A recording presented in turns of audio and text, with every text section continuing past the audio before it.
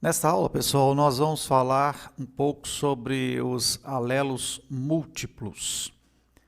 E o que vem a ser alelos múltiplos? Nas aulas anteriores, a gente fez um estudo de conceitos básicos de genética e nós falamos que alelos são aqueles genes, né?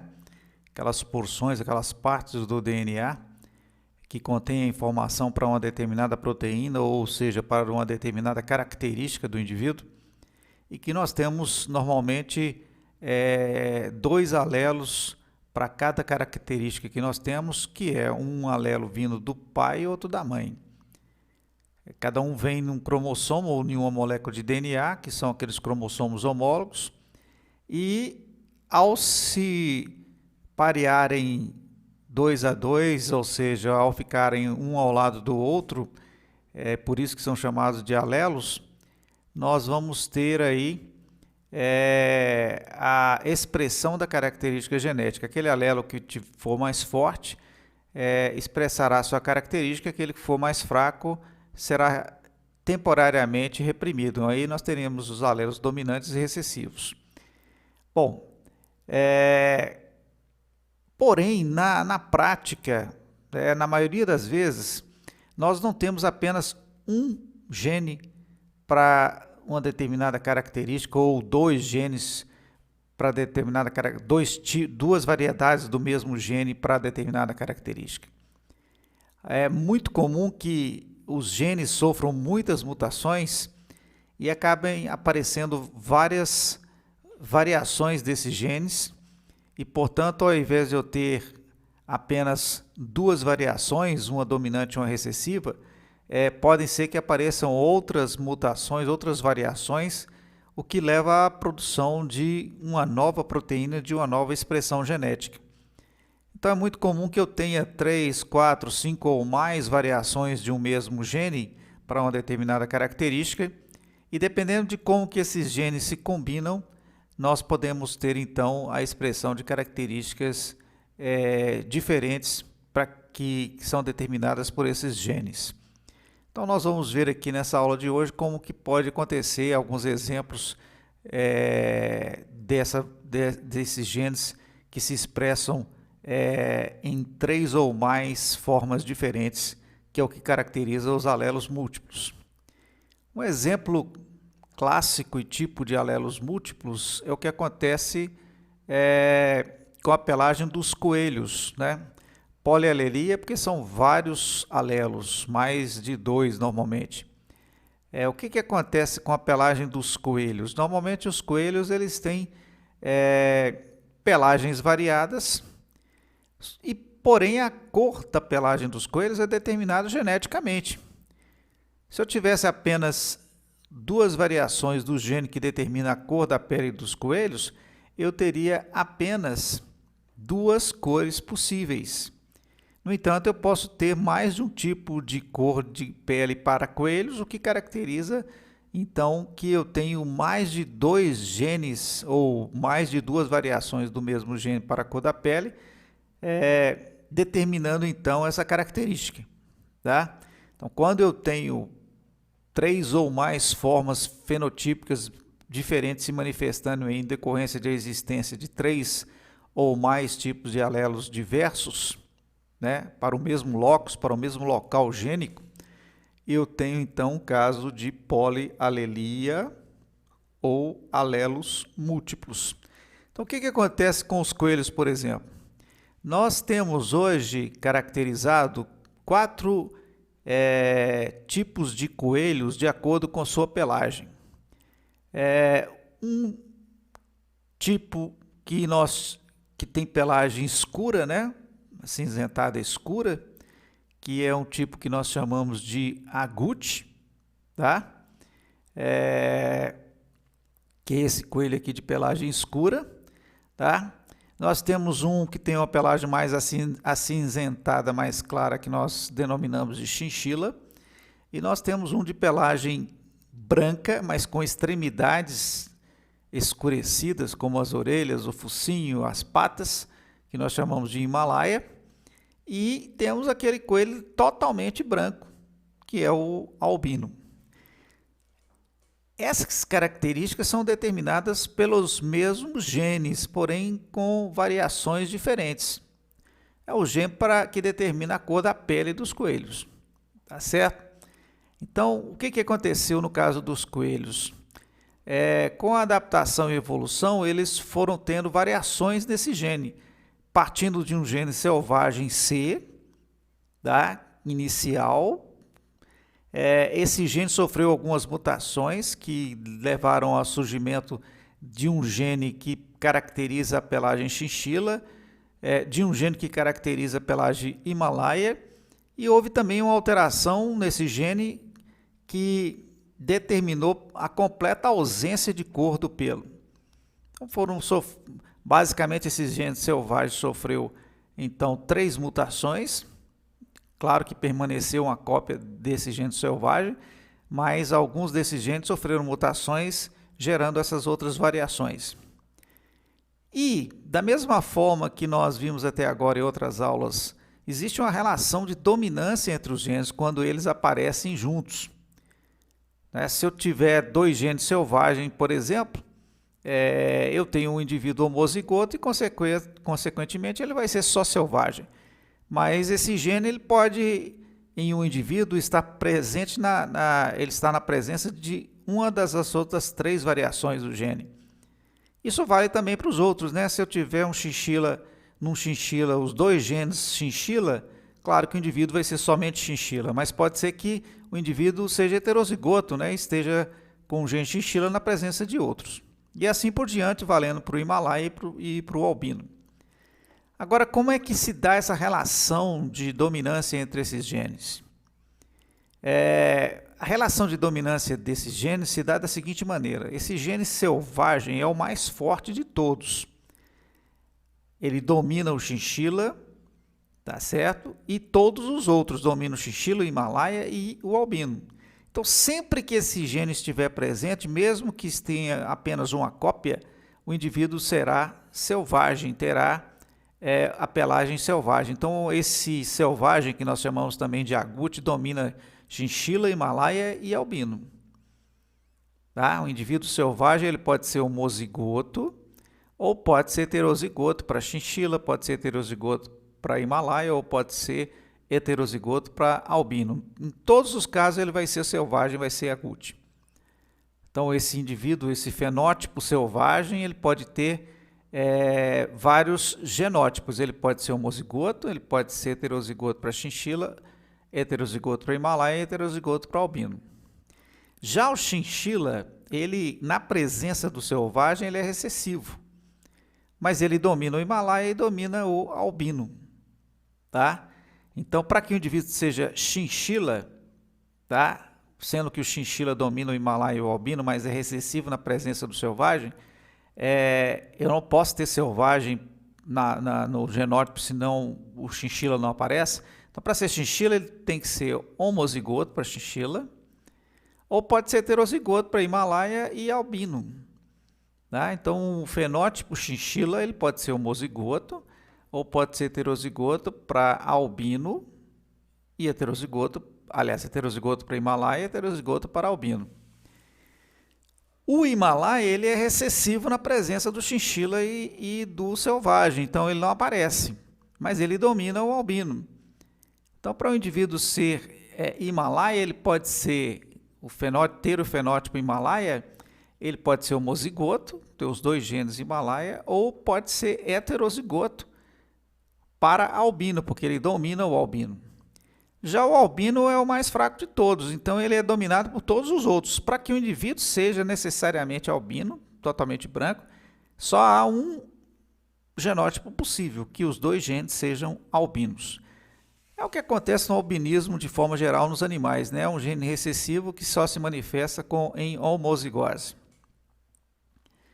Bom, vamos ver um exercíciozinho aqui para a gente tentar entender como é que se dá essa relação de dominância desses alelos múltiplos aí na pelagem de coelhos. Então aqui eu tenho um exercício que diz o seguinte: qual é a prole de um coelho selvagem heterozigoto para Himalaia com uma fêmea chinchila heterozigota para albino? Bom, dessas opções aí, a resposta seria essa, né? 50% selvagem, 25% chinchila e 25% Himalaia. Por quê?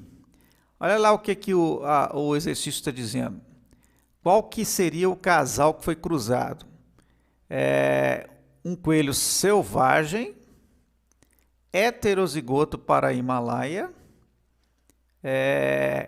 com uma fêmea aqui chinchila, heterozigota para albino. Então, quais seriam os descendentes, a proporção de descendentes desse cruzamento?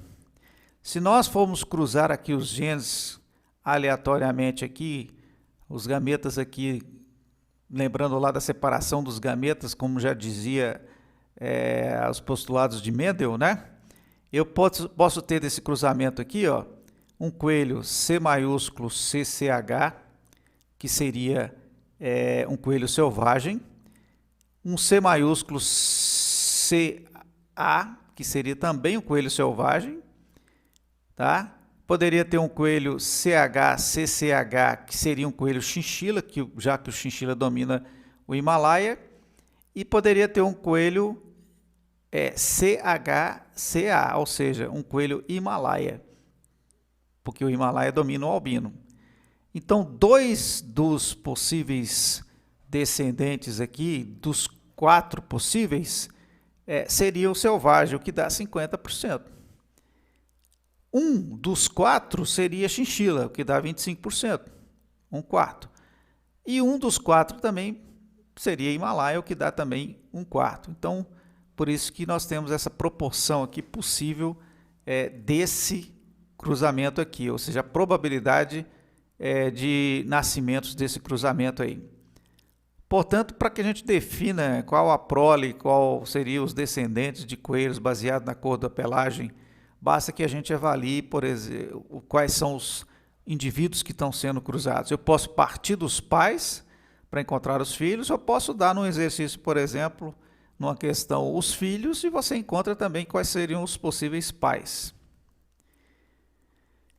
Bem, outro exemplo de alelos múltiplos que nós temos, e muito importante, é a herança de grupos sanguíneos, ou seja, os tipos de sangue que nós temos também são determinados geneticamente, e é um caso também de alelos múltiplos, porque para determinar o tipo de sangue, existe um gene que tem mais de 2 variações, e que, portanto, passa a ser alelos múltiplos, que determinam os tipos sanguíneos que nós temos, tá?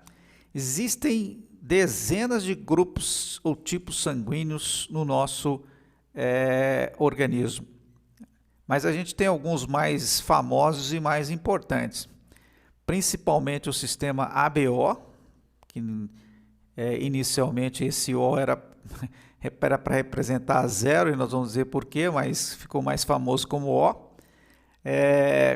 E o sistema RH, que nós vamos explicar daqui a pouco do porquê do RH. Então, esses 2 sistemas sanguíneos são normalmente os mais estudados e os mais relevantes, principalmente no que se refere a transfusões sanguíneas. Mas lembrando que existem, daqui a pouco nós vamos citar alguns exemplos, mais de uma dezena de outros tipos de sistemas sanguíneos. Então, nós vamos nos ater principalmente no sistema ABO e no sistema RH. Bem, o sistema ABO, ou AB0, como deveria ter sido, como foi proposto inicialmente, ele é determinado geneticamente, como nós falamos. O que isso quer dizer? Que cada tipo de sangue é determinado por genes que existem no nosso DNA, que determina a presença ou não de determinadas proteínas no sangue, que é o que caracteriza esses tipos sanguíneos.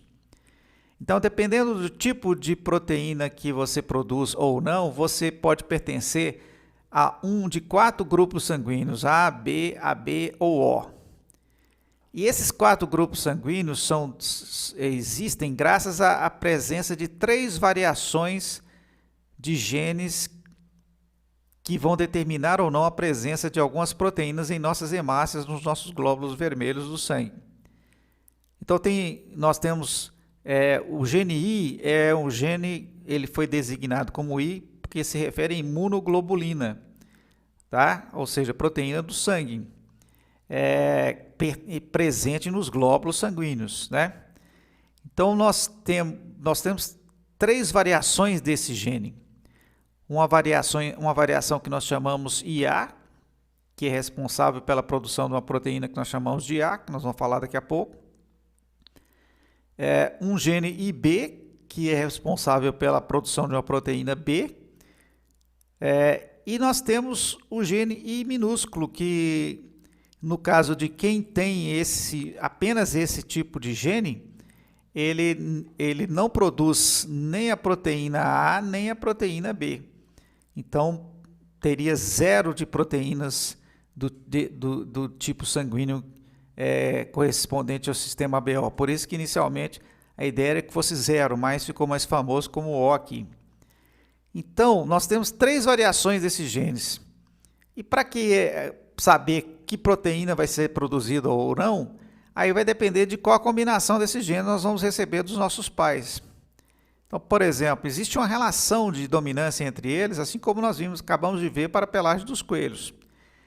Entre o gene IA, produtor da proteína A, e do gene IB, nós temos um caso de codominância ou de ausência de dominância, porque a força do gene A e do gene IB é a mesma. Então, neste caso, quando o indivíduo apresenta esses 2 genes, ele não vai ser nem do grupo A nem do grupo B. Ele vai ser do grupo AB, um terceiro grupo sanguíneo. E esses 2 genes, tanto o IA quanto o IB, eles dominam o gene I minúsculo, né? Então, isso quer dizer que quando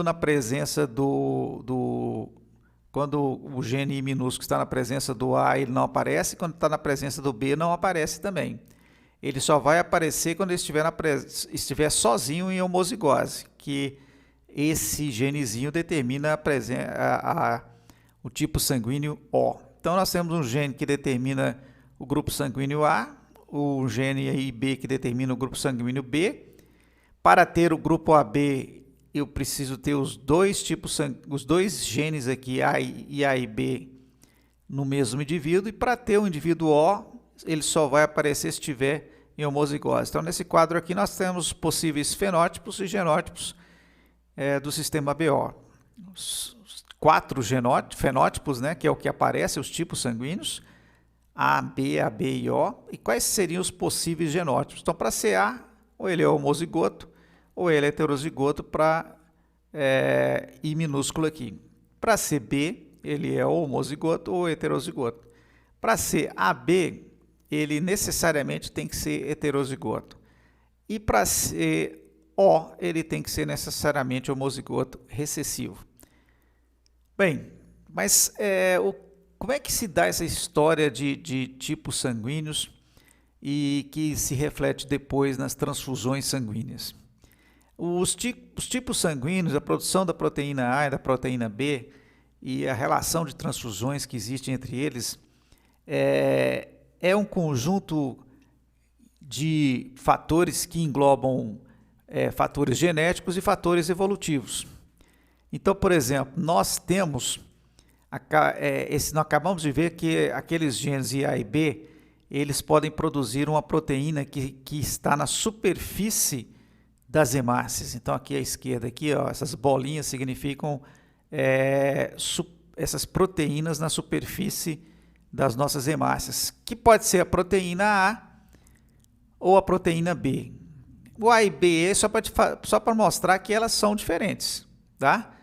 Não são a mesma proteína. Então, tem indivíduo que tem a proteína A nas suas hemácias, tem indivíduos que têm a proteína, como aqui está mostrando, tem a proteína A nas suas hemácias, na superfície, tem indivíduos que têm a proteína B nas suas hemácias, tem indivíduos que têm a proteína A e a proteína B, e tem indivíduos que tiveram uma mutação nesses 2 genes, e, consequentemente, eles foram inativados e eles não produzem nem a proteína A nem a proteína B. Bom, o que acontece também é o seguinte, que evolutivamente, né, o nosso contato frequente com o mundo microbiano, com muitas bactérias, desde o momento do nosso nascimento, fez com que nós, evolutivamente, o nosso sistema de defesa, principalmente, evoluísse de tal forma que reconhecesse determinadas bactérias e produzisse proteínas de defesa que nós chamamos de anticorpos contra essas bactérias. Então, naturalmente, a gente produz anticorpos contra diversos tipos de bactérias desde quando nós nascemos. Acontece que muitas das bactérias que nos infectam desde o nascimento, elas têm na sua composição, na sua estrutura, proteínas de superfície muito parecidas com essas proteínas A e B que as hemácias podem apresentar. Então, e qual a consequência disso? Se uma bactéria me infecta e eu produzo um anticorpo, e eu reconheço uma proteína dela e produzo um anticorpo contra aquela proteína, eu vou reagir e destruir essa bactéria usando os meus anticorpos. Ora, se eu receber uma hemácia sanguínea que tem uma proteína muito parecida com aquela da bactéria, eu já tenho anticorpos contra aquela proteína, eu também posso me ligar, eu posso também destruir essa hemácia uma vez que eu reconheço ela como estranha, como se fosse a bactéria. Então, aqui, mais uma vez, aqui nesse esquema aqui à esquerda, né, as proteínas que nós temos nas hemácias, elas podem agir como antígenos ou como corpos estranhos, caso você tenha contato com uma hemácia que tem uma proteína que você não reconhece, que não seja sua. Então, o indivíduo, por exemplo, que tem apenas a proteína A nas suas hemácias, ele não reconhece hemácias com proteína B, porque essa proteína B para ele é uma proteína estranha. E se eu produzir anticorpos capazes de destruir uma bactéria que tem uma proteína semelhante a B, por exemplo, se essa hemácia entrar no meu corpo e eu tiver esses anticorpos, eu vou destruir essas hemácias. Tá? Então, o anticorpo que eu tenha no sangue pode se ligar a proteínas de hemácias, desde que essas hemácias sejam estranhas ao meu organismo. Bom, como naturalmente a gente é infectado por bactérias desde quando nascemos, a gente já tem no sangue anticorpos que são produzidos para essas bactérias que também podem atuar sobre essas proteínas de hemácias. É por isso que, por exemplo, vamos pegar aqui o sangue de grupo A. A hemácia, o eritrócito, ele tem na superfície aquelas proteínas A, correto? No caso do grupo B, ele vai ter aquelas proteínas B, diferentes da A. O grupo AB vai ter proteínas A e proteína B. E o grupo O não consegue produzir essas proteínas. Bom, todos esses 4 indivíduos, independente do grupo sanguíneo, têm contato com bactérias e podem produzir anticorpos contra elas, reagindo contra elas. Então, por exemplo, esse indivíduo do grupo A, por exemplo, como ele tem a proteína A e é dele, é própria, ele jamais vai produzir um anticorpo, voltando aqui à esquerda, ele jamais vai produzir um anticorpo que possa se ligar à sua própria proteína, porque ele não vai reconhecer sua própria proteína como um corpo estranho. Agora, se ele tem contato com uma hemácia, por exemplo, que tenha a proteína B, seja ela advinda de indivíduos do grupo B ou do grupo AB, essa proteínazinha B aqui, para o indivíduo do grupo A, é estranha. E esse indivíduo do grupo A aqui, ele não produz anticorpos contra essas proteínas A, mas ele produz anticorpos contra proteínas bacterianas que são parecidas com a B. Se eu ponho essa hemácia no indivíduo do B aqui no indivíduo A, os anticorpos que ele produziu contra aquelas bactérias que têm proteínas parecidas com a B podem se ligar a essas proteínas B e destruir essas hemácias B que ele recebe. Então, é por isso que o indivíduo do grupo A, ele tem os antígenos, né, ou as proteínas A na sua superfície, e já tem no seu plasma circulando anticorpos contra a proteína B. Esses anticorpos foram produzidos devido ao contato com bactérias. Então, ele já tem circulando no seu sangue esses anticorpos anti-B. Não produz anticorpos anti-A, porque o A aqui para ele é normal, é dele. O mesmo raciocínio vale para o grupo B. Ele produz proteínas B, para ele é natural, é normal, então ele tem esse antígeno, essa proteína na sua superfície. Porém, a proteína A para ele é uma proteína estranha. E bactérias que tenham proteínas parecidas com a A, que esse indivíduo do grupo B teve contato, geram a produção de anticorpos contra essa proteína A. Se esse indivíduo tiver contato com a hemácia que tem proteína A, ele vai, com certeza, esses anticorpos dele vão atacar essas proteínas. Tá? Então, o indivíduo do grupo B ele tem antígenos, tem aglutinogênios, que nós chamamos do grupo B, e tem anticorpos ou aglutininas do grupo contra a proteína A. Ele não vai produzir anticorpos contra proteínas dele próprio.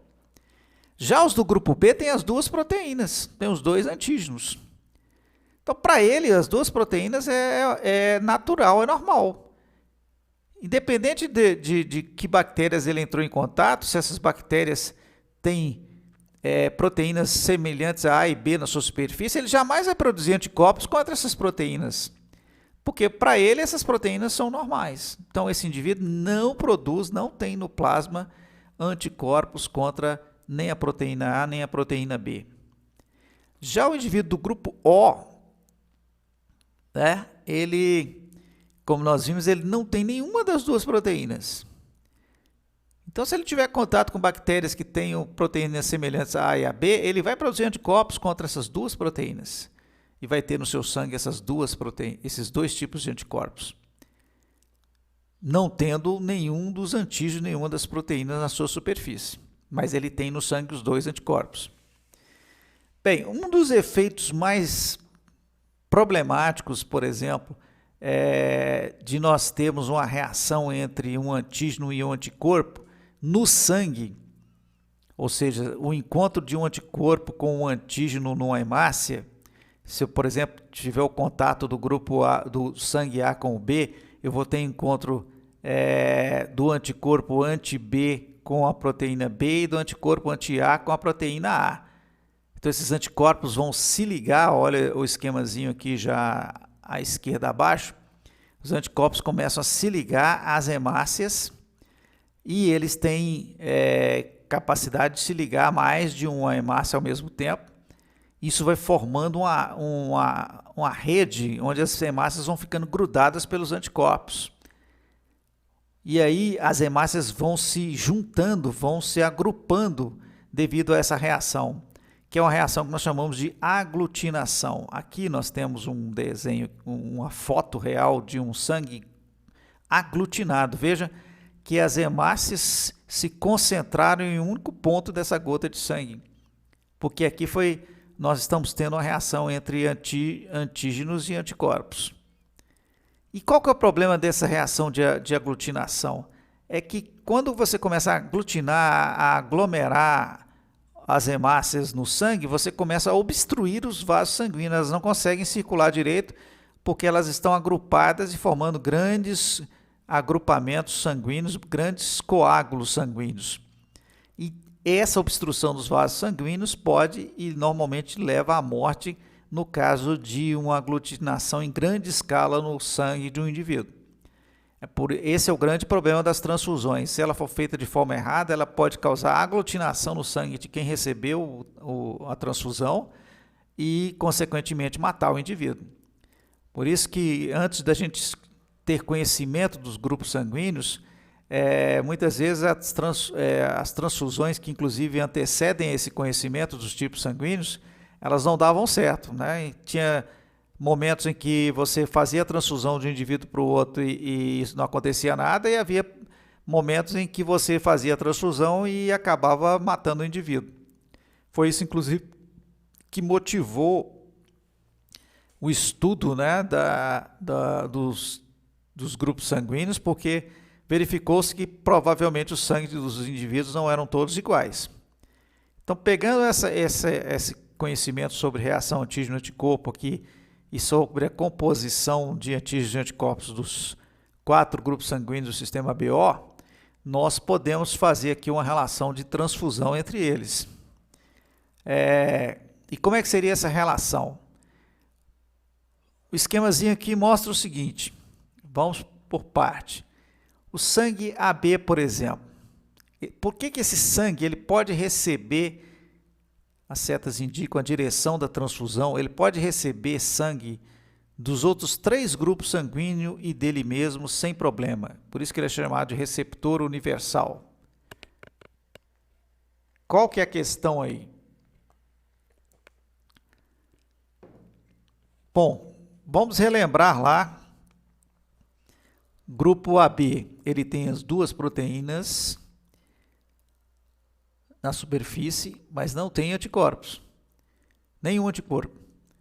Ou seja, independente do sangue que ele receba, como ele não tem anticorpos, ele não ataca nenhum dos sangues que ele vai receber. Não importa se ele vai receber um sangue A que tenha proteína A, um sangue B que tenha proteína B, ou mesmo um sangue AB que tem as 2 proteínas. Ele não vai atacar esse sangue, não vai coagular esse sangue que foi transferido para ele. Portanto, não acontece nada, porque ele não tem anticorpos para atacar esse sangue. Certo? Agora, o que acontece no caso do grupo O? Veja que o grupo O, ele pode doar para todo mundo, inclusive para ele mesmo, por isso que ele é chamado de doador universal, mas veja que ele só recebe dele mesmo, não pode receber de outros. E por que isso? Então, nós vamos voltar aqui no grupo O. O grupo O não tem nenhuma das proteínas de superfície, porém ele tem todos os 2 anticorpos, todos os 2 tipos de anticorpos no plasma. O que isso quer dizer? Que, como o grupo A tem a proteína A, o grupo B tem a proteína B e o grupo AB tem as 2, qualquer um desses 3 sangues que eu colocar no O vai ser atacado porque ele tem anticorpos contra A e contra B. Independente de qual o sangue que ele receber aqui, ele vai atacar esse sangue. E por que ele não ataca o próprio O? Porque no sangue O não tem proteínas para promover a reação antígeno-anticorpo. Né? É um sangue igual ao dele, então não vai ter problema nenhum. No sangue tipo A, por exemplo, ele pode receber do doador universal, que é o O, que como o O não tem proteínas de superfície, o anticorpo anti-B aqui do A não vai atacar esse sangue. E ele pode receber de outro igual a ele. O B é a mesma coisa, ele pode receber de O porque ele, apesar de ter anticorpos anti-A, mas o sangue O não tem proteínas e ele pode receber dele mesmo. E tanto A quanto B podem doar para AB sem problema, porque como nós vimos, o AB não tem anticorpos. Então, o sangue A e B não será atacado para indivíduos que recebem esse tipo de sangue aí, no caso, se for AB. Então, essas são as relações de transfusões e qualquer alteração nessas relações aqui pode levar a problema sério. Então, se eu pegar um sangue tipo A e passar para o indivíduo do tipo B ou vice-versa, eu posso matar o receptor. Se eu pegar um sangue AB e passar para outros indivíduos que não sejam AB, posso matar o receptor. Tá? Se eu pegar fazer uma transfusão que não seja respeitando essa relação, eu posso causar a morte do receptor. Bem, mas aí vem uma questão que teoricamente parece um pouco complicada. Por exemplo, eu tenho um indivíduo do grupo A que tem proteína A e tem anticorpos anti-B. Eu vi que ele pode receber sangue do grupo O, que é o doador universal. Mas eu não posso passar do A para o O.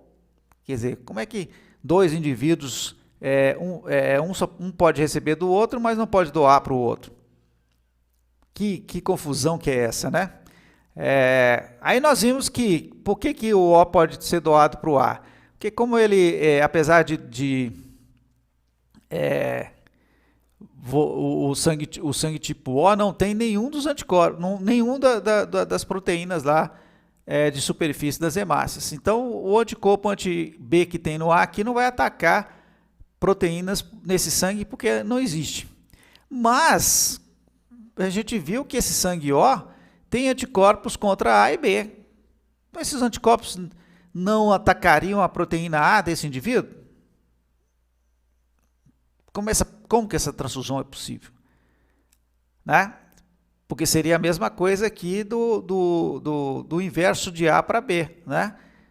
Não pode ser feito porque os anticorpos anti-A aqui do grupo B atacam as proteínas A.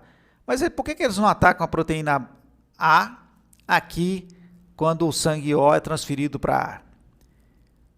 No final das contas, existe a possibilidade dos anticorpos desse indivíduo doador aqui, do grupo O, atacar as proteínas de superfície do indivíduo do grupo A. Mas por que mesmo assim essa transfusão é possível? Porque a transfusão ela depende muito mais da relação volumétrica de sangue entre doador e receptor. Veja bem, um doador ele está doando uma pequena quantidade do seu sangue. Em relação ao total de sangue do receptor, essa quantidade do doador é muito pequena. Então, vamos supor que no máximo o doador ele transfira 200, 300, 400 ml de sangue, por exemplo, para um determinado indivíduo. Um receptor ele tem, em média, 6, 7 litros de sangue. Que diferença isso faz? Vamos pegar a questão que foi levantada aqui em cima, aqui, por exemplo. Se eu pego, por exemplo, um indivíduo do grupo O, né?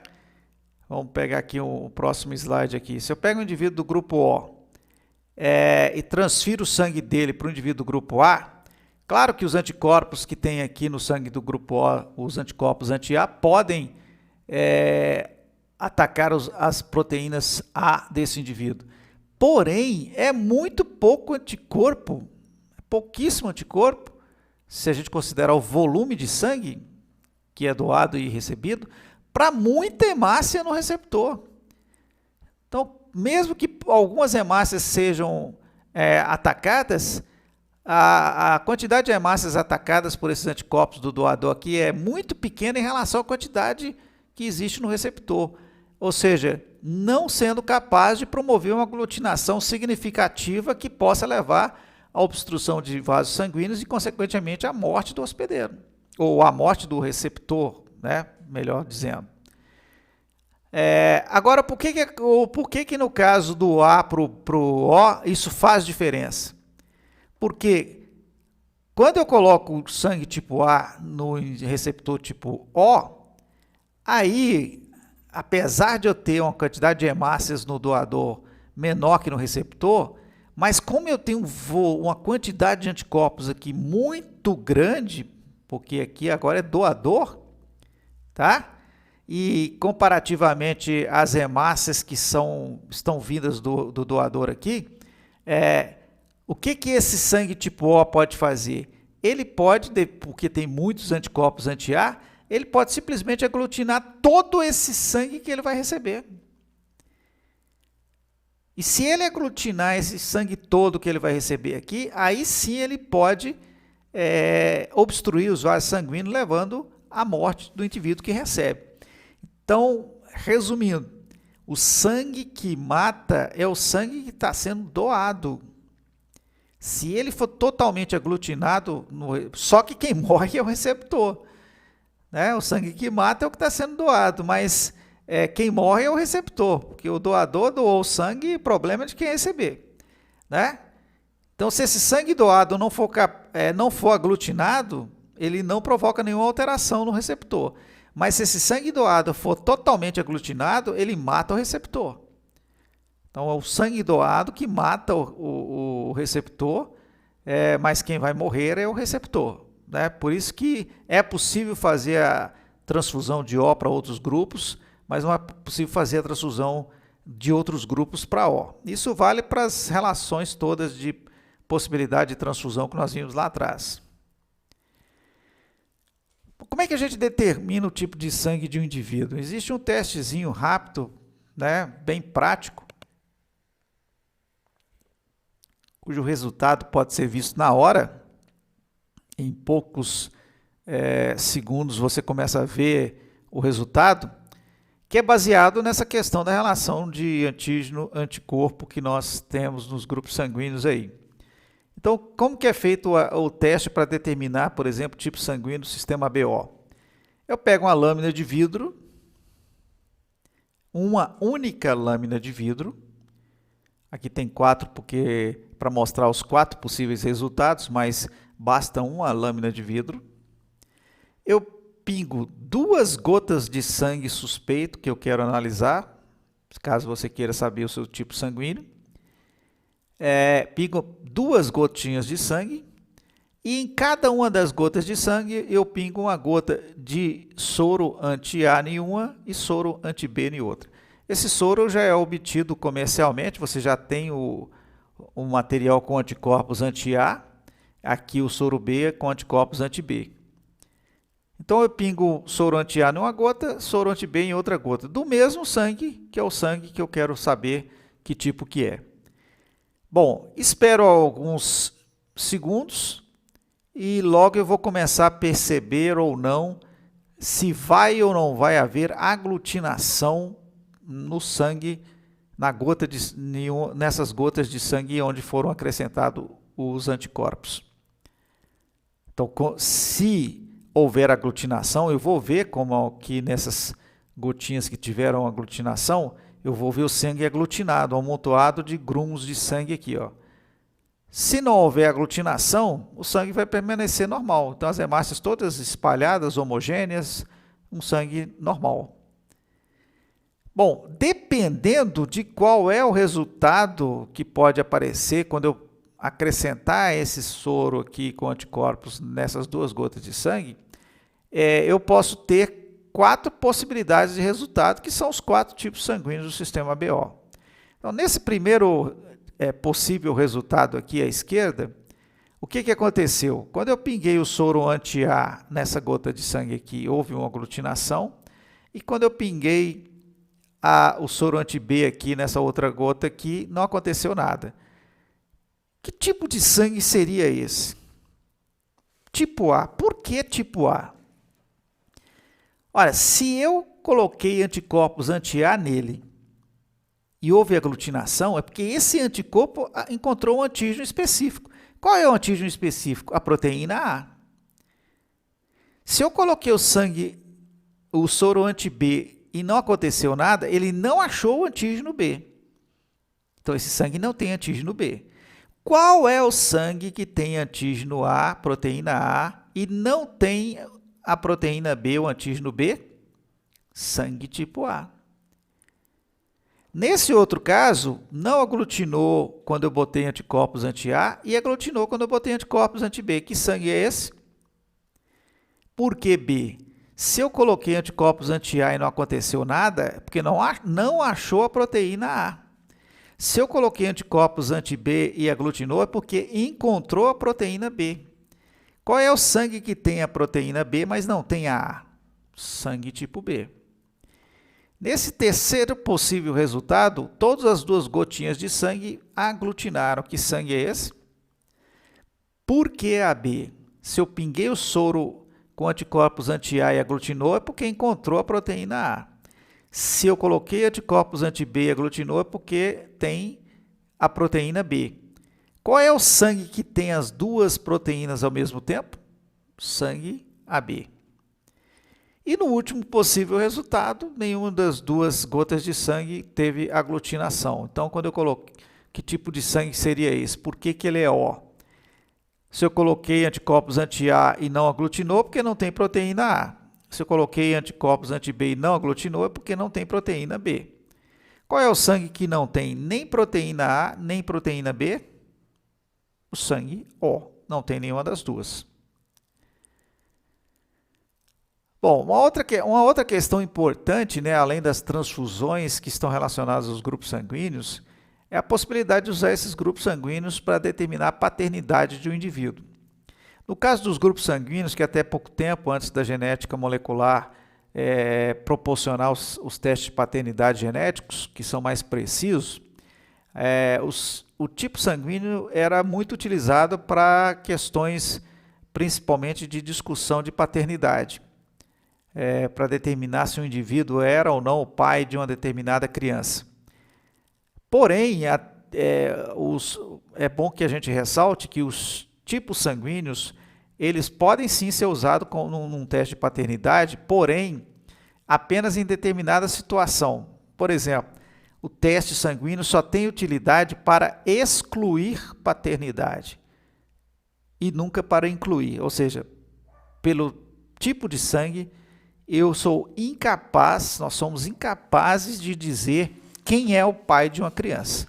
Não é possível dizer quem é o pai de uma criança usando como critérios os tipos sanguíneos do suspeito, da mãe e da criança. Porém, eu posso determinar com certeza se um suspeito não é o pai. Eu posso excluir a paternidade, eu posso dizer, esse indivíduo jamais poderia ser o pai. E aí, nesse aspecto, o teste poderia ser útil numa discussão de paternidade. Então, vamos ver aqui as possibilidades, por exemplo, de casamentos entre os 4 grupos sanguíneos e o que poderia ser aparecer como possíveis filhos e que não poderia ser filhos, né? Então, vamos pegar aqui, por exemplo, pais onde os 2 indivíduos sejam do grupo O.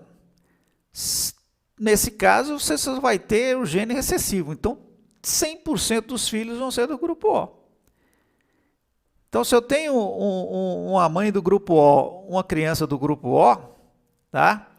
E o suspeito é do grupo O, por exemplo, eu não posso dizer que esse indivíduo é o pai dessa criança. Não tem como eu afirmar que esse indivíduo seja o pai dessa criança, porque qualquer indivíduo do grupo O poderia ser o pai dessa criança.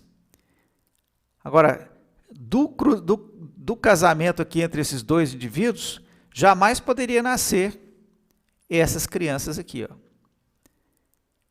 Tá? Então, se a mãe é do grupo O e o suspeito é do grupo O, caso o filho seja do grupo A, B e AB, esse indivíduo aqui seria excluído a paternidade. Ele não é o pai. Ele só poderia ser pai de uma criança do grupo O. Se eu tenho, por exemplo, uma mãe do grupo O e um pai do grupo A, tá? Esse pai do grupo A só poderia ter filhos com essa mãe do grupo O e A. Jamais poderia ter filhos com ela do grupo B e AB.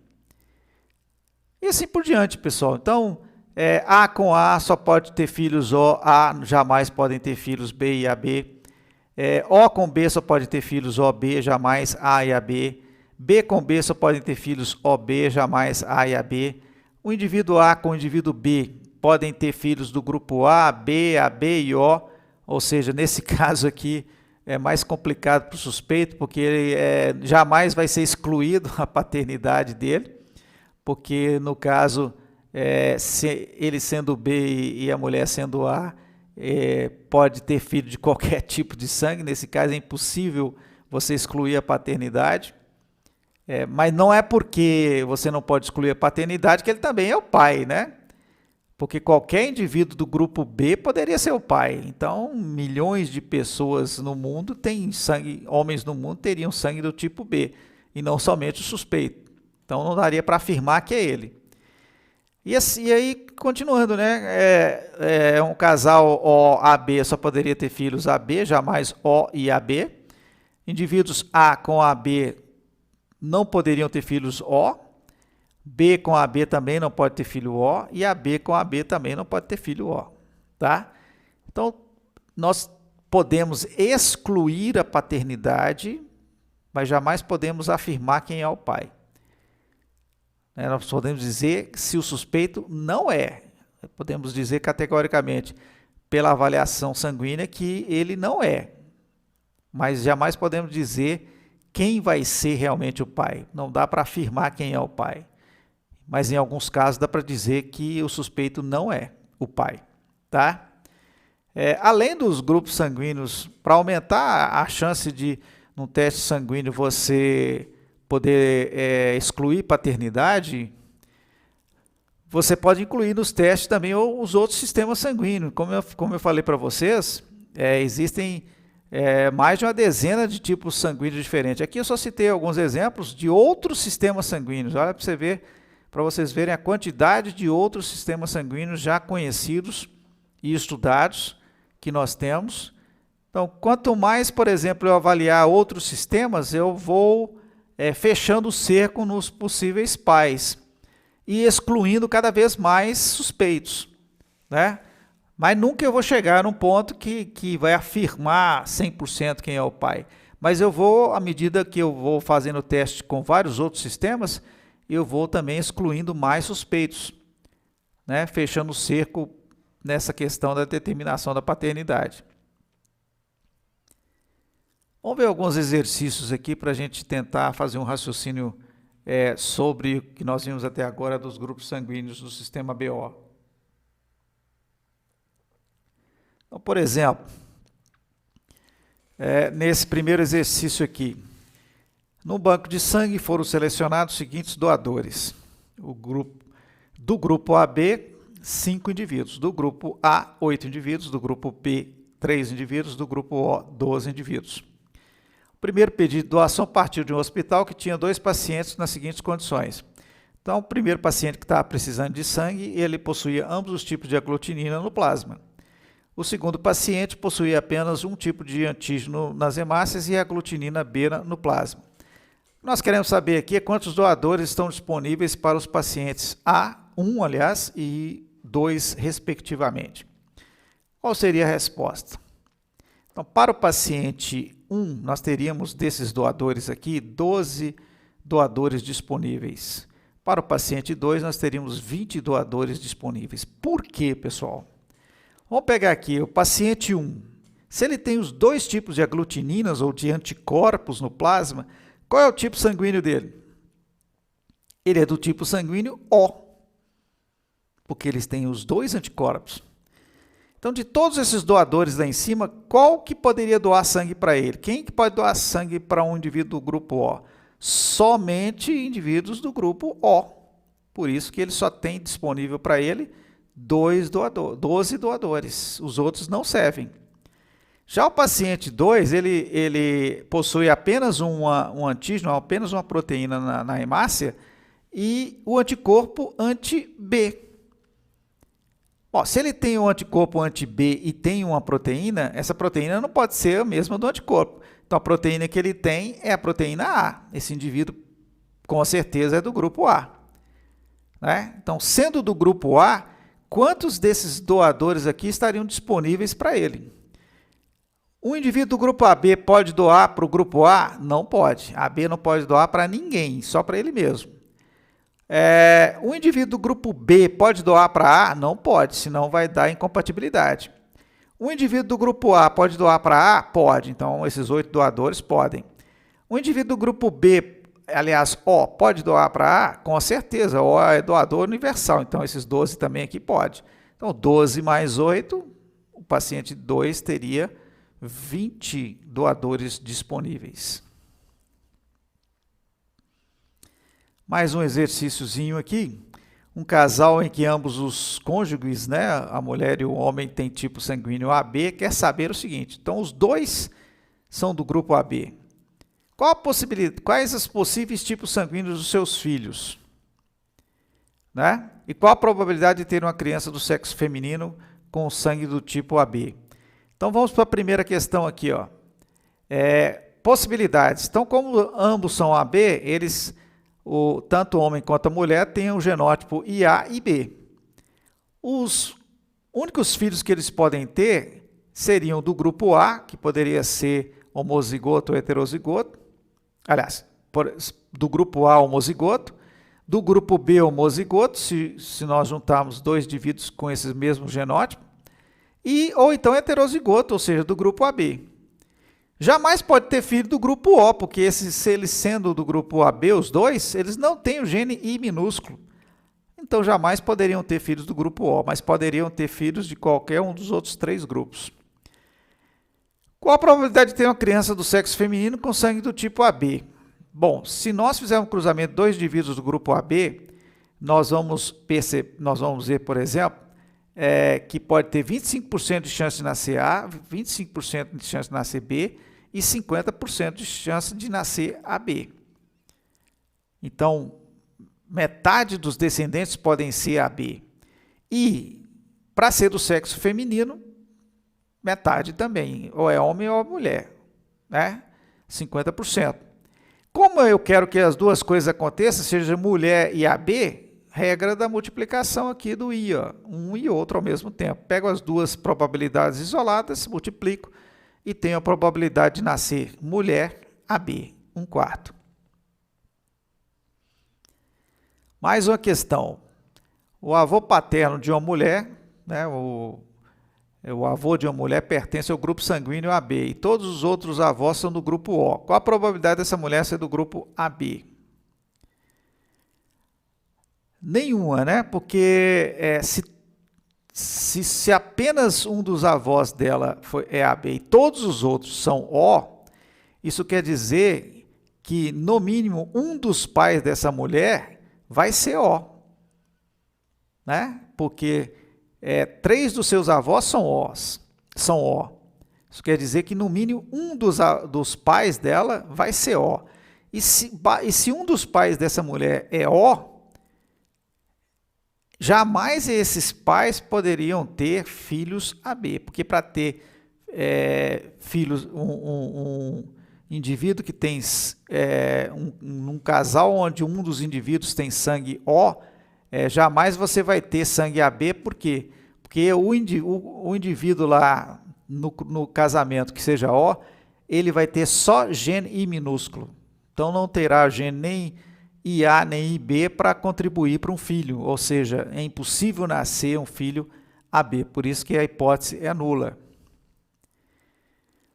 Bom, nós vamos falar agora, pessoal, de um outro sistema sanguíneo importante, que é o sistema ARH, que também é chamado de fator D, e nós vamos ver daqui a pouco por quê. Por que o sistema ARH também é importante? Porque ele também produz graves problemas de incompatibilidade sanguíneas em transfusões, o que pode levar, inclusive, à morte dos indivíduos em transfusões erradas, né? O princípio do sistema RH é muito parecido com o do sistema ABO, ou seja, a presença ou não de uma determinada proteína nas hemácias. Então, além de termos as proteínas A e B na hemácia, podemos ter também outras proteínas que definem a presença de outros grupos sanguíneos, inclusive aquele monte de tipos de sistemas sanguíneos que eu mostrei, todos são baseados na presença ou não de determinadas proteínas na hemácia. Então, as hemácias podem ter dezenas de proteínas diferentes que distinguem vários sistemas sanguíneos diferentes. Entre essas proteínas, a proteína que determina o sistema RH. Mas como é que surgiu o sistema RH e por que ele chama RH e qual é o princípio desse sistema? O sistema RH ele foi descoberto e foi proposto a partir de um experimento também do Lannister, né, que foi um dos que propôs o sistema ABO, quando ele fez o seguinte experimento. Vamos acompanhar aqui, ó. Ele pegou, por exemplo, um macaco do gênero Rhesus como cobaia, por isso que o sistema depois foi nomeado de RH, devido às duas letras iniciais do gênero do macaco que foi utilizado. Eles pegaram sangue deste macaco e inocularam em uma cobaia de laboratório. Pegaram o sangue e inocularam em uma cobaia de laboratório. O que eles estavam esperando? Que, por ser sangue de espécie diferente, pudesse haver uma incompatibilidade entre esses dois sangues. E que essa cobaia pudesse, de alguma maneira, produzir alguma reação imunológica, produzir anticorpos contra esse sangue. Bom, depois de inocular, então, o sangue na cobaia, o que eles fizeram? Eles foram lá, retiraram o sangue da cobaia, e extraíram o plasma desse sangue. Com o plasma desse sangue da cobaia que tinha sido inoculado com o sangue do macaco, eles então testaram sangue humano. Eles pegaram lâminas de vidro, pingaram o sangue humano de várias e várias pessoas diferentes, e pingaram esse soro obtido a partir do plasma do macaco. Aliás, do plasma do coelho que tinha sido inoculado com sangue do macaco. E o que foi que aconteceu quando eles fizeram esse experimento?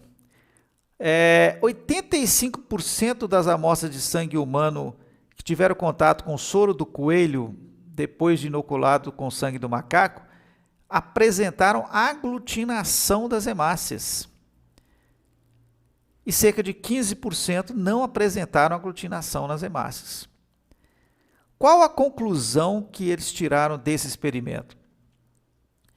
A conclusão é de que nas hemácias do macaco rhesus tem uma proteínazinha ligada a ela, que foi chamada de proteína RH aqui, que ela, ao ser inoculada na cobaia, essa proteínazinha gerou uma reação imunológica e a cobaia produziu anticorpos contra essa proteína RH.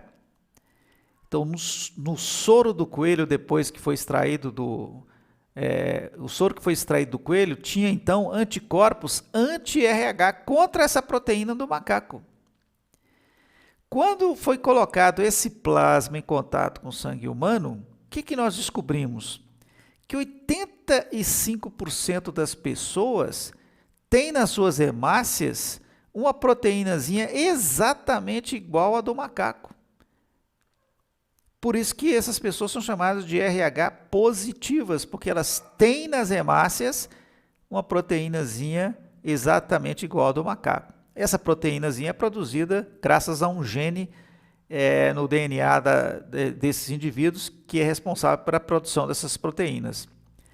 E cerca de 15% da população humana não tem essa proteínazinha nas suas hemácias, ou seja, tem um gene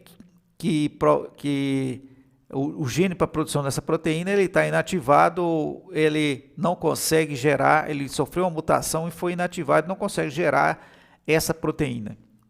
Então, nós descobrimos que existe essa proteínazinha que promove uma reação imunológica fortíssima quando ela está presente em indivíduos que não a apresentam. Então, como o coelho aqui, a cobaia não tem essa proteína RH, quando ele teve contato com ela, ele produziu uma quantidade enorme de anticorpos contra essa proteína, né? Então ela gera uma reação imunológica muito grande.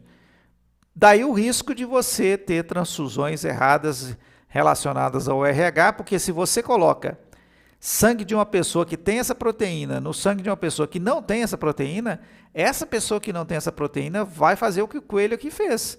Vai reagir, vai aglutinar o sangue que ele receber por transfusão, o que pode levar à morte desse receptor. Então, no caso do grupo sanguíneo RH aqui, é uma relação alélica simples, né, onde eu tenho apenas um par de alelos, duas variações do gene, teoricamente. Então, para que o indivíduo fosse positivo, os positivos são dominantes, isso nós vimos aqui que 85% é positivo. Por que a maioria é positivo? Porque o gene para a produção da proteína RH é dominante. Então, o indivíduo que é RH positivo, que tem esse fenótipo RH positivo, ele é homozigoto ou ele é heterozigoto, tendo o gene recessivo aqui. Para ele ser negativo, ele deve ser obrigatoriamente homozigoto. Em relação aos pais e os possíveis filhos, né? Quais seriam as possibilidades? Então, um indivíduo positivo com um negativo, por exemplo, pode ter filhos positivos ou negativos. Dois positivos podem ter filhos também positivos e negativos. Agora, dois negativos, sendo apenas recessivos dois, eles só podem ter filhos negativos. Tá? Ou seja, não podem ter filhos positivos. Isso também pode ser usado num teste de paternidade para excluir paternidade, né? Então, se eu tenho uma mulher, por exemplo, negativa e o suspeito é negativo e o filho é positivo, esse suspeito, ele não é o pai dessa criança.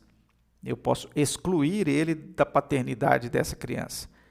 Juntando com também o grupo ABO, eu posso aumentar a possibilidade de excluir mais suspeitos aí da paternidade. E a relação de transfusão do sistema RH é muito parecido com o do ABO, porque é uma relação antígeno-anticorpo. Então, por exemplo, o indivíduo positivo, ele pode doar para outro indivíduo positivo tranquilamente, porque eles têm o mesmo tipo de sangue, e apesar de ter a proteína RH no sangue, ele não tem anticorpos contra essa proteína, né? Porque ele não vai produzir anticorpos contra ele mesmo. Então, por isso que o sangue positivo pode ser doado normalmente para o positivo. Negativo para negativo também é tranquilo, porque como eles não têm a proteína RH, eles não promovem reação de aglutinação no receptor, porque não tendo a proteína RH, você não provoca reação de antígeno-anticorpo no receptor, tá? Por isso que o negativo também pode ser doado por positivo. Ele não tem o antígeno, não tem a proteína RH. Então, quando ele é doado por positivo, apesar o positivo não vai reagir contra esse sangue, porque não existe nenhuma proteína estranha vindo até ele. Mas eu não posso fazer a doação do positivo para o negativo.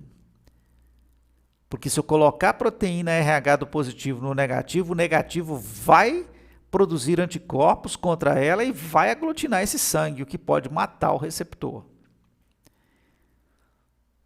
Então, aqui nós temos essa questão da relação de transfusões, né? Um indivíduo positivo tendo, né, para mim determinar se ele é positivo ou negativo, o teste para fazer isso é muito simples e é parecido com o que nós vimos lá no sistema ABO. Inclusive, a gente pode fazer os dois ao mesmo tempo, numa mesma lâmina, só acrescentando mais uma gotinha de sangue, 3 gotas de sangue. O teste de RH, eu só preciso de uma gota de sangue. E pingo sobre essa gota de sangue um soro contendo anticorpos contra a proteína RH. Tá? Então, se eu pego um tipo de sangue, uma gota de sangue lá, pingo o soro anti-RH e ela aglutina, é porque esse anticorpo encontrou a proteína RH. Qual é o sangue que tem proteína RH? O positivo. Se eu coloquei o soro na gota de sangue, não aconteceu nada, não aglutinou, é porque esse anticorpo não encontrou a proteína RH. Qual é o sangue que não tem proteína RH? O RH negativo, tá? Já aqui mais abaixo à direita nós podemos perceber, por exemplo, que na população de modo geral, a distribuição dos grupos sanguíneos, incluindo a combinação ABO e RH, eles não é homogênea, ou seja, a distribuição na população é muito heterogênea. Eu tenho muito mais indivíduos O positivos, depois A positivos, depois um pouco menos de B positivo, AB positivo, O negativo, A negativo. Os que têm menos quantidades na população é B negativo e AB negativo. Então, há uma distribuição meio que heterogênea desses tipos sanguíneos, quando considerada a combinação do sistema RH e do sistema ABO. Aqui, só para chamar a atenção rapidamente, né, no que a gente está falando da distribuição na população dos grupos sanguíneos, há uma discussão, que nós não vamos entrar nela aqui agora, mas só para título de curiosidade, de que os grupos sanguíneos poderiam ter influência, por exemplo, em infecções virais ou infecções de modo geral, né? Há uma suspeita, por exemplo, que nas infecções por coronavírus, como o novo coronavírus que causa Covid-19, alguns indivíduos de alguns tipos sanguíneos estariam mais protegidos do que outros. Teoricamente, existe essa possibilidade, né? E qual que seria o princípio? A ideia de que, por exemplo, os coronavírus, como o SARS-CoV-2 que causa Covid, ele possa se utilizar da proteína A das hemácias para facilitar a sua entrada dentro das células, que faz com que os indivíduos do grupo A, por exemplo, sejam mais susceptíveis às infecções por por esse tipo de vírus. Como os indivíduos do grupo B, do grupo O, eles não têm nenhuma proteína na superfície, nem a nem a B, eles seriam os menos susceptíveis para poder permitir a entrada desse tipo de vírus dentro das células, o que os protegeria mais. Estatisticamente, alguns resultados aí já levantados durante essa epidemia de coronavírus aí que causa Covid-19 têm mostrado algumas diferenças realmente em termos de infecção, mas ainda precisa de muitos estudos para confirmar essas hipóteses. Uma outra hipótese também está relacionada à agressividade da Covid nos indivíduos, né? Os indivíduos do grupo A teriam problemas mais sérios do que de outros grupos, principalmente do grupo O que poderia estar relacionado também à questão de coagulação no sangue, né? Já que os indivíduos do grupo A eles promovem mais fatores de coagulação sanguínea, o que leva a um número maior de plaquetas, e esse número maior de plaquetas acaba na COVID gerando obstrução dos vasos sanguíneos, o que leva à aglutinação dos vasos e à formação de coágulos, que é um dos grandes problemas da COVID. Como indivíduos do grupo O e de outros grupos produzem menos desses fatores, então há uma coagulação menor do sangue. Então são dois aspectos que favorecem o grupo O e desfavorecem o grupo A nessa questão dessas infecções.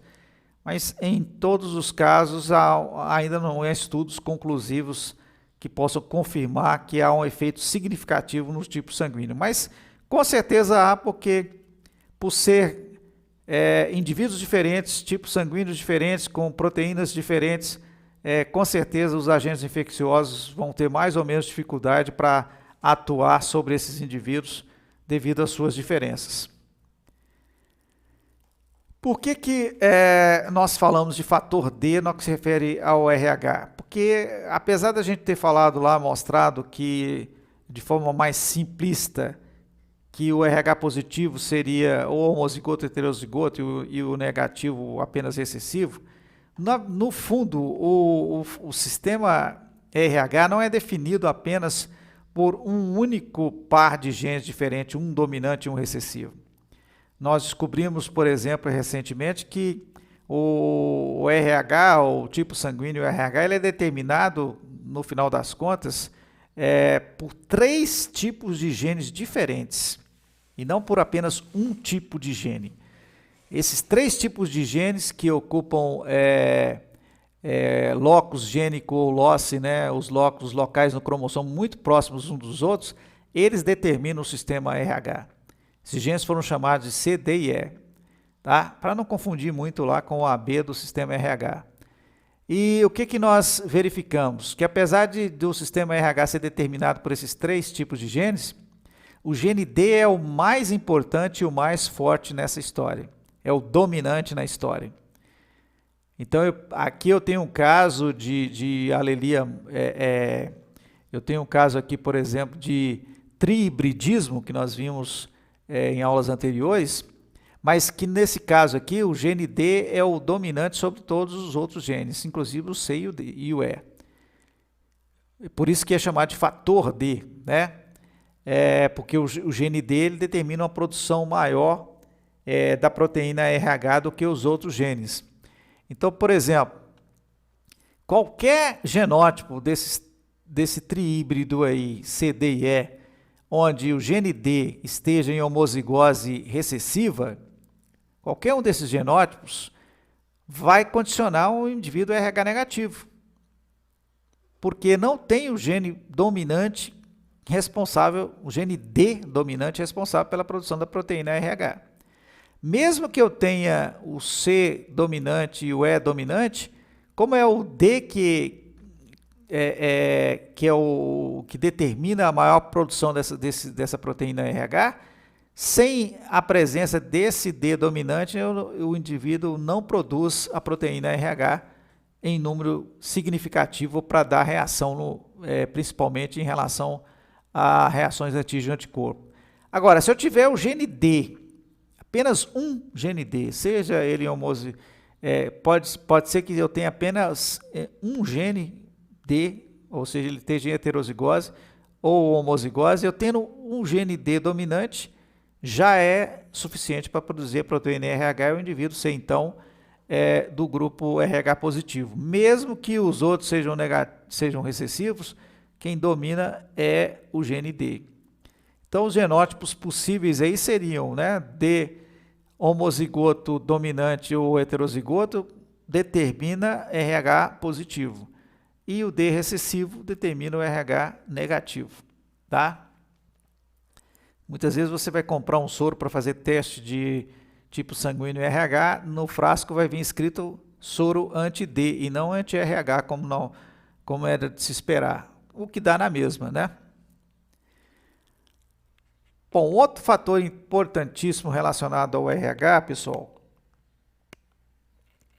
é um problema, uma síndrome que pode acontecer muito séria e muito grave, que é de incompatibilidade sanguínea e que pode gerar problemas sérios no nascimento de crianças. E essa síndrome é chamada de eritroblastose fetal ou doença hemolítica do recém-nascido. Daqui a pouco nós vamos falar por que ao longo da explicação, nós vamos vendo por que se chama eritroblastose fetal, porque afeta o feto, né? E por que se chama também doença hemolítica do recém-nascido. Bom, o que acontece, pessoal? Mãe e filho durante a gestação não tem necessariamente uma comunicação sanguínea entre eles. Através da placenta passa nutrientes, passa oxigênio, mas necessariamente não há vasos sanguíneos comunicando o feto com a mãe, tá? Entretanto, quando a criança nasce, seja por parto natural ou seja por parto artificial, você tem um rompimento desse cordão umbilical, um rompimento da placenta, ou seja, a separação do feto da mãe, o que gera hemorragias durante esse processo. Então, nenhuma criança nasce, independente do tipo de parto, sem gerar hemorragias. E, consequentemente, você tem, durante o nascimento, a possibilidade de contato do sangue do filho com a mãe. E é nesse momento que pode acontecer o problema da eritroblastose fetal. Existe uma condição que ela é essencial, fundamental para que a eritroblastose fetal possa ocorrer. E é a única condição para isso acontecer. A eritroblastose fetal, ela só vai acontecer se a mãe for negativa, se o filho que for nascer for positivo e se o pai dessa criança for positivo. É a única possibilidade. Tá? Por quê? Porque a eritroblastose é baseada numa reação da mãe, de anticorpos da mãe contra o filho. Tá? Anticorpos anti-RH, anti-proteína RH. Se a mãe for positiva, ela nunca vai produzir anticorpos anti-RH. Consequentemente, essa situação nunca vai gerar eritroblastose fetal. Só vai haver eritroblastose fetal se a mãe for negativa e se de alguma maneira ela for sensibilizada ou tiver contato com a proteína RH, e ela pode produzir anticorpos contra ela. E se o filho tiver essas proteínas, se ele for positivo, ele pode ser atacado por anticorpos da mãe. Se o filho for negativo, ele jamais será atacado, então, porque ele não vai ter a proteína RH. Então, não existe a possibilidade de filho negativo ter eritroblastose e não existe a possibilidade de mães positivas terem eritroblastose, gerarem eritroblastose. Tá? E por que o pai tem que ser positivo? Porque se a mãe obrigatoriamente é negativa e o filho é positivo, o gene para o filho ser positivo não veio da mãe. Ele terá que vir do pai, então o pai tem que ser positivo. Tá? Bom, para a gente entender melhor, vamos ver como que se dá todo o processo da eritroblastose aqui.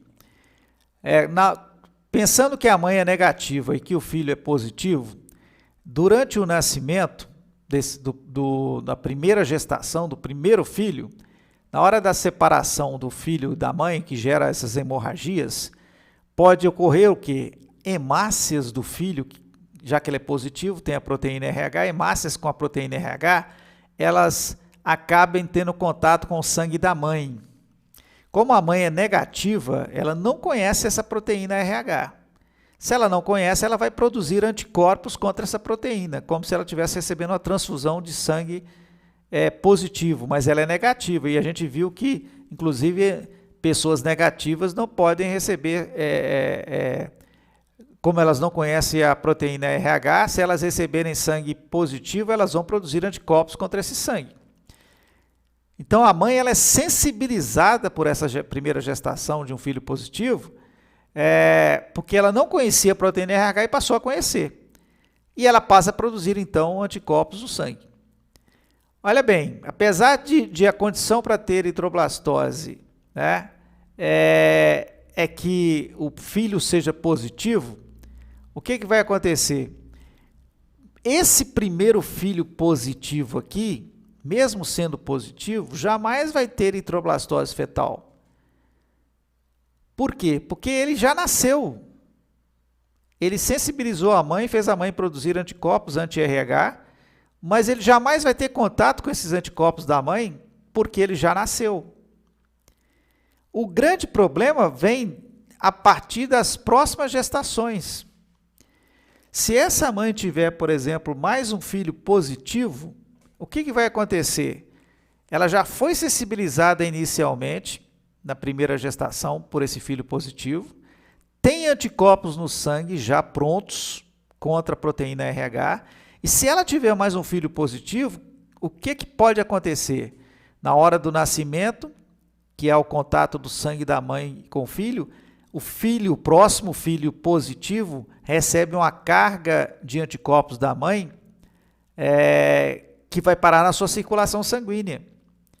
Esses anticorpos, então, começam a destruir as hemácias positivas do filho, porque essas hemácias têm a proteína RH, o filho é positivo, então, como esses anticorpos da mãe é contra essa proteína, começa a destruir as hemácias do filho, começam a lisar as hemácias, tá? Ou seja, as hemácias começam a ser destruídas. É por isso que é chamada de doença hemolítica, porque causa hemólise no sangue, destruição de hemácias sanguíneas. E à medida que as hemácias vão sendo destruídas, o filho, no desespero para ter mais hemácias, eles começam a lançar na circulação hemácias imaturas, que são chamados eritroblastos, que ainda não estão prontos e completamente eficientes para fazer o papel que as hemácias executam. E a presença dos eritroblastos no sangue da criança, que recebeu esses anticorpos da mãe, caracteriza a eritroblastose, e dá inclusive o nome à doença, né? Eritroblastose é porque tem a presença de eritroblastos de hemácias imaturas no sangue. Isso pode levar à morte da criança, porque mesmo esses eritroblastos não conseguem fazer o papel das hemácias normais, e a criança pode morrer por não conseguir executar os processos fisiológicos que ela precisa, porque não tem hemácias para fazer o papel fundamental do transporte, principalmente de oxigênio para o sangue. Então, essa criança pode entrar em colapso e morrer atacada pelos anticorpos da mãe. Então, vejam bem, vamos aqui a alguns detalhes importantes. Primeiro filho positivo de uma mãe negativa jamais tem eritroblastose.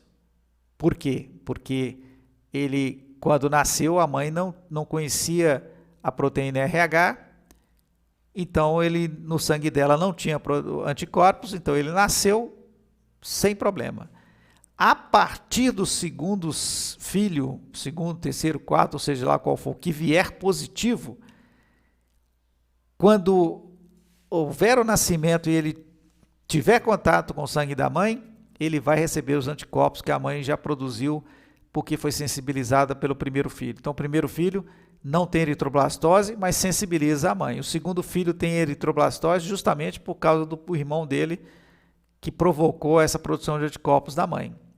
Então, todo filho positivo a partir do segundo pode ter eritroblastose.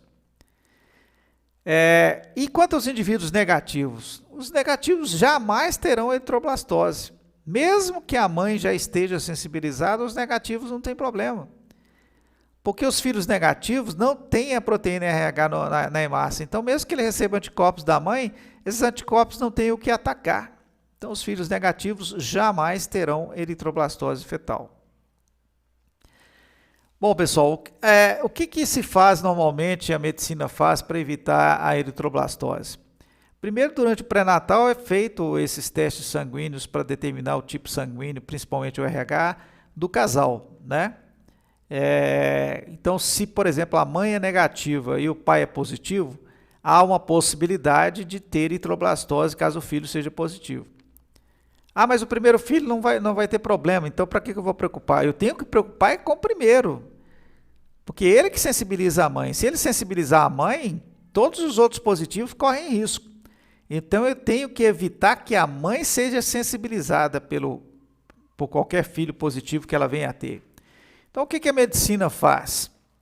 Antes do nascimento, pouco antes do nascimento, as mães recebem, não é uma vacina como muitos falam, mas recebem uma injeção de soro, tá, contendo anticorpos anti-RH. Então eu injeto no sangue da mãe anticorpos anti-RH. Não é produzido por ela, foi injetado artificialmente. Para que eu coloco esse soro anti-RH no sangue da mãe? Porque se ela tiver um filho positivo e ele transferir para ela as hemácias com a proteína RH, esse soro que eu coloquei na mãe destrói essas hemácias, evitando que a mãe tenha contato com essas hemácias. Antes que o sistema de defesa dela reconheça essas proteínas, os anticorpos que eu coloquei artificialmente na mãe destroem essas hemácias e destroem esses antígenos. Então a mãe não é sensibilizada. Ela pode ter outros filhos, inclusive positivo, não correndo o risco de ter eritroblastose. Mas em todos os casos de nascimento desse casal, mulher negativa e homem positivo, seria necessário você dar esse soro, essa injeção de soro contendo os anticorpos, sempre para evitar a sensibilização da mãe. Existe uma certa proteção do sistema ABO em relação à eritroblastose, por isso que a eritroblastose não é tão frequente quanto normalmente poderia ser. E se nós imaginarmos, por exemplo, a quantidade de casais, mulher negativa e homem positivo que existem e a quantidade de casos de eritroblastose, é muito pequena a quantidade de casos de eritroblastose para a quantidade de casamentos entre mulheres negativas e homens positivos. E por que não acontece mais casos de eritroblastose? Não é só porque existe essa possibilidade dessa injeção de soro, que muitas vezes as mulheres nem têm acesso a esse soro e nem por isso os casos são maiores do que deveriam.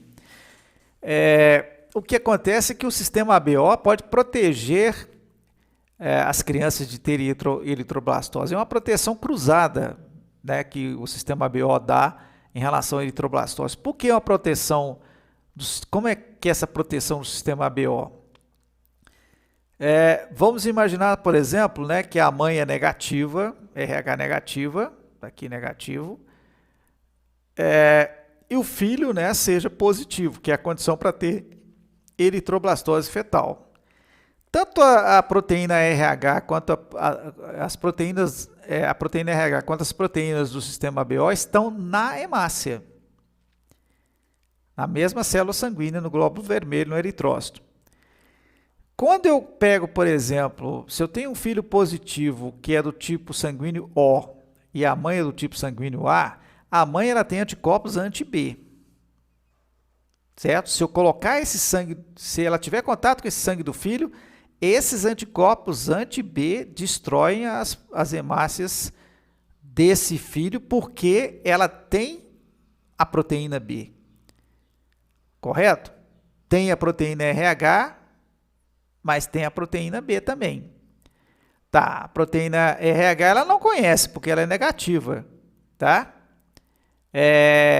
Mas ela já tem no sangue anticorpos contra a proteína B. Então, quando um filho positivo mesmo positivo, mas de sangue diferente da mãe, durante o nascimento passa parte do seu sangue para a mãe, por que normalmente, nesses casos aqui, a mãe não é sensibilizada, mesmo ela sendo negativa e o filho positivo?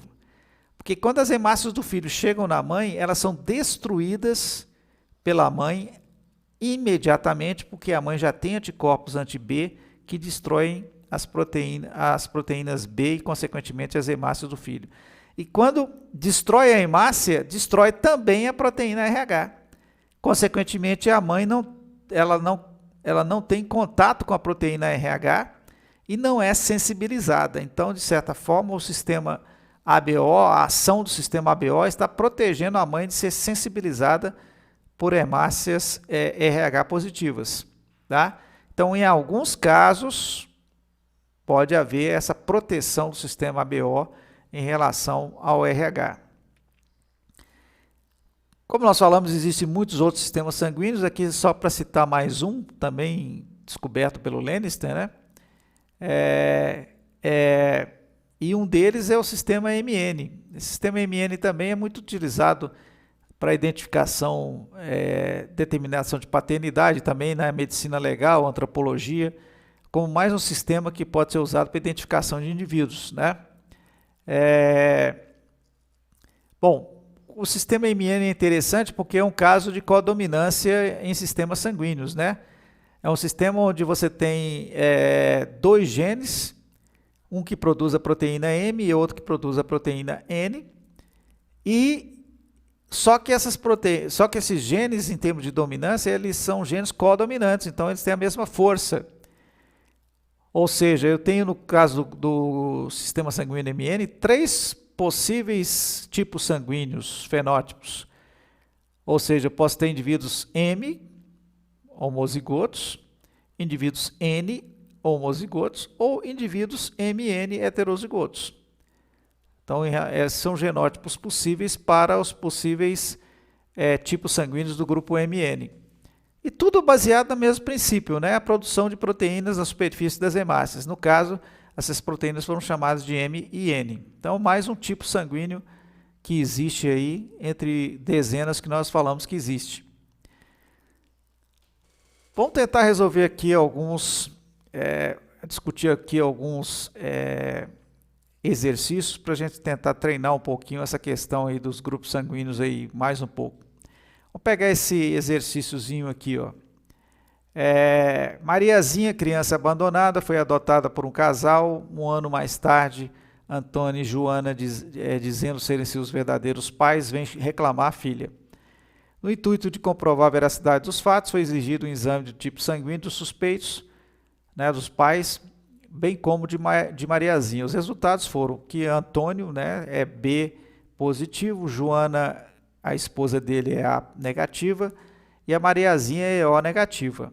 Bom, o que você concluiria aí a partir disso, né? Será que Joana e Antônio são os pais dessa criança ou não? Pode ser, pode não ser. Dentre as opções possíveis aqui, qual que seria a resposta mais adequada? Bom, vamos pegar por opções, né? Mariazinha pode ser filha de Joana, mas não de Antônio. Vamos ver, Mariazinha é O negativa. Ela pode ser filha de Joana, ou seja, por ser negativa aqui, ela pode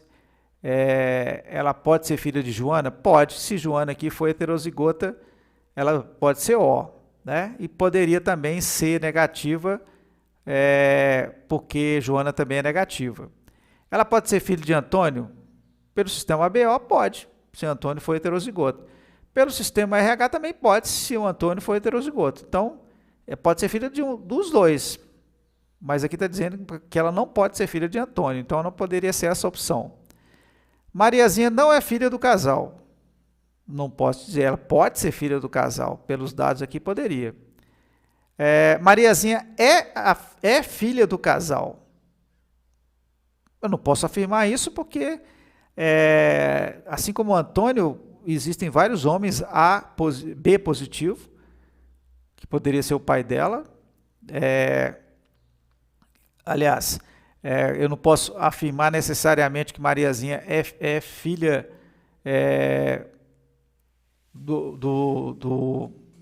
ela pode ser filha desse casal, como a gente viu aqui, mas qualquer casal onde eu tenha um homem B positivo e A negativo pode ser também pai, pode ser os pais dessa criança.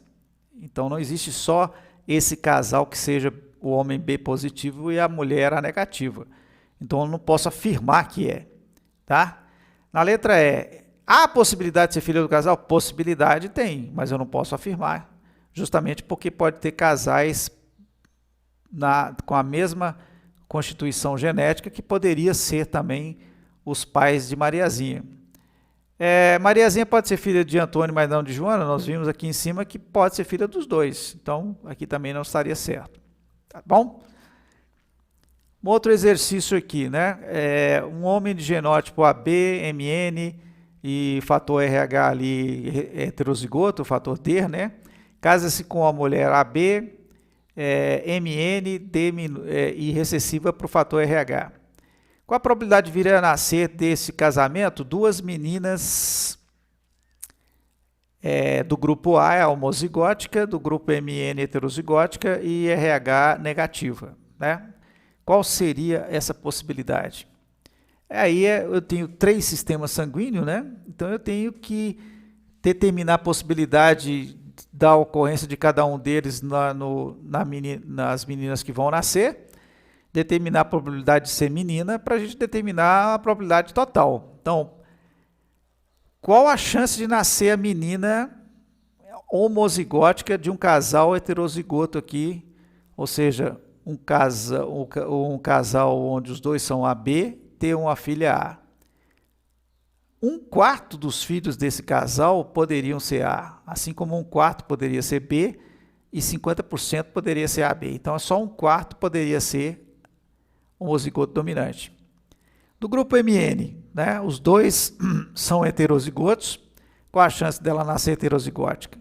50%, porque 25% poderia nascer MM, 25% NN e 50% MN. Olha, se o homem é heterozigoto para o RH e a mulher é recessiva, qual a chance de nascer um recessivo? Se a gente fizer o cruzamento desses dois indivíduos aqui só pelo RH, pelo fator D, nós vamos dizer que metade pode nascer positivo heterozigoto e metade pode nascer recessivo, RH negativo. Então, 50% para nascer dessa forma. E para nascer menina, nós sabemos que é 50%, tá? Bom, para nascer uma mulher nessas condições, eu pego tudo, eu quero que nasça tudo ao mesmo tempo, com essas características todas, regra então da multiplicação ou do I. Então, multiplico todas as probabilidades isoladas. Então, para nascer uma mulher com essas condições, 1/32, mas eu quero saber a possibilidade de nascer duas. Então, as duas têm que ter essa condição. Então, eu pego as probabilidades. E cada uma delas vai ter a mesma chance de ter essas condições, 1/32. Como eu quero duas, eu pego, então, a probabilidade de cada uma delas isoladas e multiplico também, o que vai dar esse resultado que nós encontramos aí. Mais um exercíciozinho aí.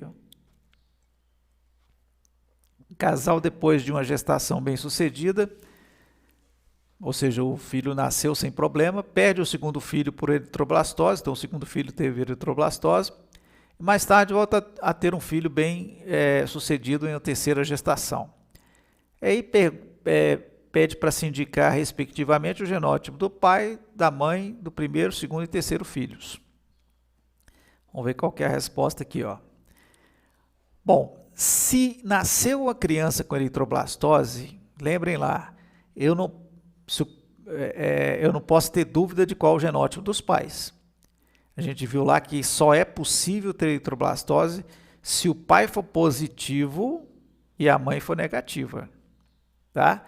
Então, por exemplo, letra B já está excluída da resposta, porque o pai é negativo, o pai tem que ser positivo. Letra D também está fora, tá? Não só porque o pai é positivo, como a mãe, o pai negativo, como a mãe é positiva. Aqui está totalmente fora, excluído. O B também está excluído, tá? Então, sobrou aqui A, C e E, no que se refere ao genótipo dos pais, que poderia ser a resposta. Muito bem. Aqui está dizendo que o segundo filho teve eritroblastose. Ora, se ele teve eritroblastose, qual é a condição para um filho ter eritroblastose? Ser positivo. É outra condição, correto? Então, eu já excluo aqui, eu já excluiria qualquer possibilidade do filho ser negativo. Qualquer possibilidade de ser negativo está errada. O filho tem que ser positivo, o que teve eritroblastose. Só que ele só teve eritroblastose, o segundo filho, porque o primeiro sensibilizou a mãe.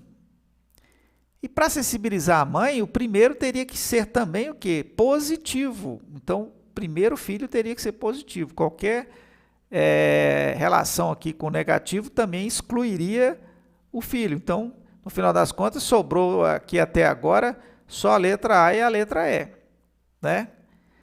Bom, e o terceiro filho? Se a mãe já foi sensibilizada, por que o terceiro filho não teve problema? Se ele fosse positivo, ele teria problema, porque a mãe já está sensibilizada. Ele não teve problema por quê? Porque provavelmente ele é negativo e não tem problema nenhum. Se ele fosse positivo, teria problema. Então, é por isso que o pai tem que ser positivo, a mãe negativa. O filho que teve eritroblastose tem que ser positivo, mas para que ele tenha eritroblastose, o anterior a ele teria que sensibilizar a mãe e, portanto, teria que ser positivo. E se a mãe já está sensibilizada e nasce um filho sem eritroblastose, sem complicação, é porque provavelmente esse filho é negativo. Vamos ver mais um aqui. Os tipos sanguíneos do sistema BO de 3 casais e 3 crianças são mostrados a seguir. Então, aqui estão os tipos sanguíneos dos casais e das crianças, né? Sabe-se que cada criança é filha de um dos casais. A alternativa que associa corretamente cada casal ao seu filho é. Então, eu tenho que relacionar essas crianças a esses casais aqui. Vamos ver aqui qual seria a opção correta. Bom, por que essa opção aqui é correta? Casal 1. Que filhos esse casal pode ter? Esse casal pode ter filho, por exemplo, A. Esse casal pode ter filho A, não tem problema nenhum. Esse casal pode ter filho O? Não. Então, 1 não poderia ser associado a B. Esse casal pode ter filho AB? Pode ter filho AB. Então, 1 poderia estar associado a A e a C, a um dos dois. Mas vamos seguindo aqui. Esse casal B pode ter filho O? Pode ter filho O, não tem problema nenhum, tá? Esse casal A e O pode ter filho A? Pode ter filho A. Pode ter filho O? Pode ter filho O. Mas pode ter filho AB? Não pode ter filho AB. Então, esse filho AB aqui não é nem do 1, nem do 2, nem do 3. Se ele não é nem do 1, nem do 3, só pode ser do 1. Aliás, nem do 2, nem do 3. Então, esse filho C só pode ser filho do 1. Então, a opção aqui que eu teria seria essas duas letras inicialmente, D e C. Então, o C eu já sei que é filho do 1. Tá? Agora, vamos aos outros dois. Esse filho A aqui, ele não pode ser filho do 2. Porque o 2 aqui é B. Jamais pode ter filho A. Tá? Então, se o A aqui não é filho do 2, ele é filho de quem? Do 3. E, consequentemente, sobrou o O, que é filho do 2. Então, o B é filho do 2 e o A só pode ser filho do 3. Por isso que a resposta seria esta. Mais um exemplozinho aqui.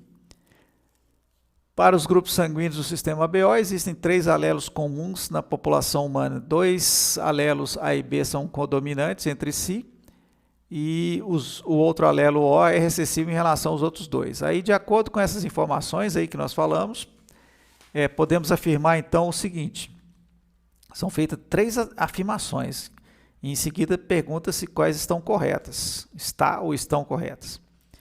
Então vamos por afirmação e ver o que está correto. Se os pais são do grupo sanguíneo O, então a primeira afirmação, se os dois pais são do grupo sanguíneo O, os filhos também serão do grupo sanguíneo O. Afirmação que está corretíssima, né? Segunda afirmação, se um dos pais é do grupo sanguíneo A e o outro é do grupo sanguíneo B, todos os filhos serão do grupo sanguíneo AB. Nem todos os filhos, né? Pode ser que nasça filho do grupo O também. Se um dos pais, por exemplo, se os pais forem heterozigotos, pode nascer filho do grupo O também. Então, necessariamente, vão nascer todos do grupo AB.